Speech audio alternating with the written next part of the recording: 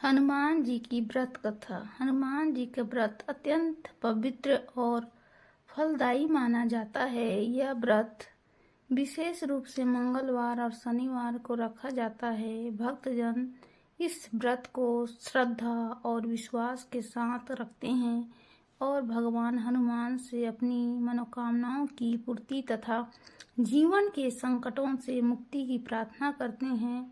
प्राचीन समय की बात है, एक नगर में एक गरीब ब्राह्मण और उसकी पत्नी रहते थे। वे बहुत धार्मिक और हनुमान जी के परम भक्त थे, लेकिन अत्यंत गरीबी के कारण उनका जीवन बहुत कष्टमय था। कई दिनों तक उन्हें भरपेट भोजन भी नहीं मिल पाता था। फिर भी वे हर मंगलवार को हनुमान जी का व्रत रखते और उनकी पूजा करते थे। एक दिन ब्राह्मण की पत्नी ने निश्चय किया कि चाहे कुछ भी हो जाए, वह पूरे नियम और श्रद्धा से हनुमान जी का व्रत करेंगी। उसने व्रत के दिन उपवास रखा और शाम को हनुमान जी की पूजा कर उन्हें गुड़ और चने का भोग लगाया। उसकी सच्ची भक्ति से प्रसन्न होकर भगवान हनुमान जी एक साधु के रूप में उसके घर आए और भोजन की इच्छा प्रकट की। ब्राह्मण की पत्नी के पास खाने के लिए बहुत कम सामग्री थी, फिर भी उसने प्रेम और श्रद्धा से उस साधु को भोजन कराया। साधु से प्रसन्न होकर उसे आशीर्वाद दिया और कहा कि जल्द ही उसके घर में सुख समृद्धि आएगी। इतना कहकर वह साधु अदृश्य हो गया।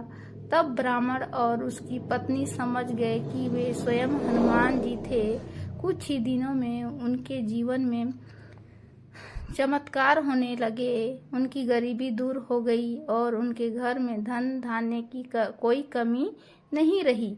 वे और भी अधिक श्रद्धा से हनुमान जी की पूजा करने लगे और जीवन भर उनका आशीर्वाद प्राप्त करते रहे।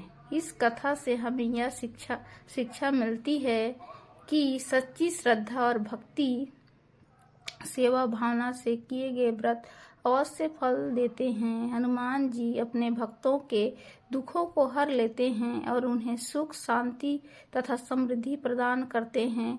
हनुमान जी व्रत के दिन प्रातः स्नान करके स्वच्छ वस्त्र धारण करना चाहिए। इसके बाद हनुमान जी की प्रतिमा या चित्र के सामने दीपक जलाकर पूजा करनी चाहिए। हनुमान चालीसा और सुंदर कांड का पाठ करना अत्यंत लाभकारी माना जाता है।